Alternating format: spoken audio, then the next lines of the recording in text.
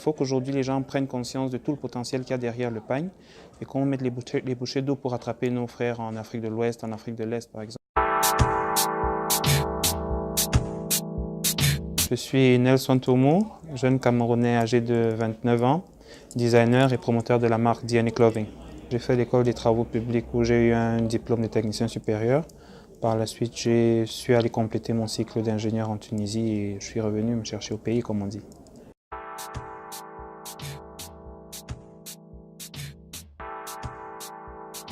En 2015, j'ai participé à un événement avec un parent. Je lui ai donné un coup de main. Et puis j'avais quelques petits produits que j'ai proposés, puis des gens m'ont conseillé, j'ai reçu des conseils, des recommandations et tout, et je pense que c'est là qu'il y a eu le déclic. Après ça, beaucoup de choses se sont passées, et puis aujourd'hui, nous sommes à DNA Clothing, tel qu'on connaît. DNA Clothing, on a démarré en 2015, comme toute petite entreprise. On a essayé de proposer des petits t-shirts qu'on vendait aux gens. 3 ans ou 4 ans plus tard, le label s'est installé avec une gamme de produits beaucoup plus large. On a des chemises, on a des pantalons, on a des kakis, on a des sweatshirts, beaucoup d'accessoires pour hommes. Et le mot-clé chez DNA Clothing, c'est la qualité. On essaye de mettre la qualité sur tout ce qui est afro-chic, notamment et en particulier pour les hommes, parce qu'on a beaucoup de problèmes en matière de variété d'accessoires et de vêtements.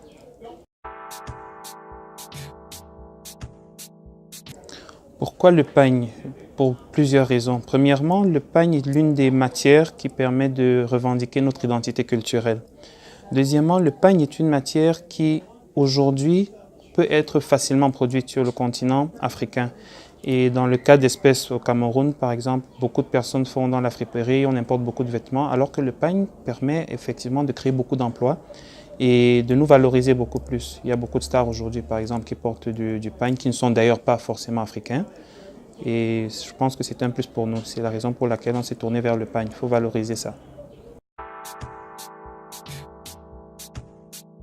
Déjà, il faut savoir qu'au Cameroun, actuellement, on importe beaucoup de pagne, beaucoup de pagne, énormément. Et ça, c'est pas bon du tout. Déjà pour l'économie locale.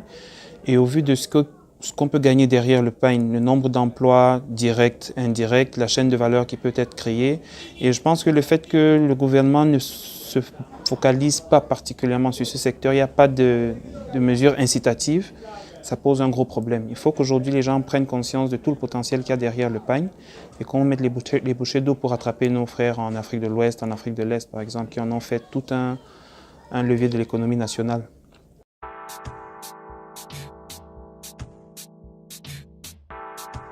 À long terme, DNA se veut être une marque ambassadrice du Cameroun et de l'Afrique en général, et puis un incubateur aussi, parce qu'on souhaiterait que les problèmes qu'on a rencontrés lors de la création du démarrage de DNA Clothing, que d'autres jeunes plus tard, dans 5 ans, 6 ans par exemple, ne rencontrent pas les mêmes problèmes. Donc on puisse prendre ces jeunes-là et puis les accompagner pour que la marque puisse être pérenne et que le savoir-faire camerounais puisse vivre. Les principales difficultés qu'on rencontre sont déjà les difficultés d'ordre financier. Il n'y a pas de financier, on n'a pas de soutien financier, donc c'est une activité que nous finançons nous-mêmes. Et puis l'autre grosse difficulté, c'est au niveau de la qualité. Beaucoup de personnes avec qui on travaille, il faut faire un travail d'éducation, les amener à comprendre le bien fondé de bien faire le travail et de savoir que c'est l'un des éléments qui nous permet de nous distinguer de nos concurrents. Donc ce sont les deux principales difficultés que nous rencontrons actuellement.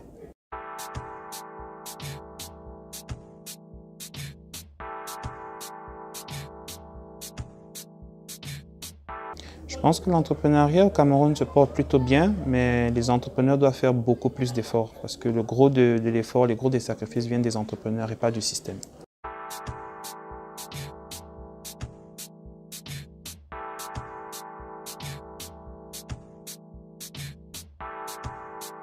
Mon conseil pour les jeunes entrepreneurs, c'est de persévérer et de faire preuve de beaucoup de patience et d'humilité.